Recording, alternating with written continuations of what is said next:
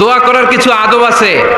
ওযু অবস্থায় দোয়া করবেন, কিবলামুখী হয়ে পারলে দোয়া করবেন, দোয়ার আগে ইস্তেগফার পড়বেন, তাইলে দোয়া কবুল হওয়ার পসিবিলিটি হাই, সম্ভাবনা কম না বেশি? সুযোগ হলে দোয়ার সময় হাত তুলে দোয়া করবেন। হাত তুলে দোয়া করা সুন্নাহ, ঠিক কি না? সব জায়গায় না। টয়লেটে যাইতেছেন, আল্লাহুম্মা ইন্নী আউযু বিকা মিনাল খুবুসি ওয়াল খাবাইস বিরহমাতিকা ইয়া আরহামার রাহিমিন। হাত তোলা যাবে? বুঝা শুই না। আল্লাহর হাবিব যেখানে হাত তুলছিলেন, কিছু কিছু জায়গায় আল্লাহর হাবিব হাত তুলেছেন, কিছু কিছু জায়গায় তুলেন নাই, তো তুলেন, যেখানে সুযোগ হয় তুলেন। আল্লাহর হাবিব সাল্লাল্লাহু আলাইহি সাল্লাম যখন হাত তুলতেন, হাতের তালুগুলো আকাশের দিকে করে রাখতেন এইভাবে। এজন্য আল্লাহর হাবিব বলতেন, ইযা সাআলতুমুল্লাহ ফাসআলুহু বিবুতুনি আকুফিকুম। যখন আল্লাহর কাছে চাইবে, হাতের তালু দুইটা এরকম উঁচু করে আল্লাহর কাছে চাও। সুবহানাল্লাহ পড়েন। আমরা তো শুধু এতটুকু তুলি।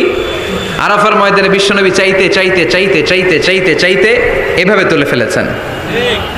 বৃষ্টির জন্য দোয়া করার সময় চাইতে চাইতে চাইতে চাইতে এরকম তুলে ফেলেছেন। সাহাবারা বললেন, হাত্তা ইয়ারা বায়াদু ইবতাইহি, এমনকি বিশ্বনবীর বগলের শুভ্রতা আমরা সাহাবারা দেখতে পেলাম।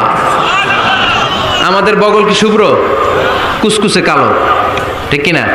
কিন্তু বিশ্বনবীর বগল ছিল শুভ্র ধবধবে। সাহাবারা বললেন, হাত্তা ইয়ারা বায়াদু ইবতাইহি, আমরা প্রিয় নবী সাল্লাল্লাহু আলাইহি ওয়াসাল্লামের বগলের শুভ্রতা দুই চোখে দেখতে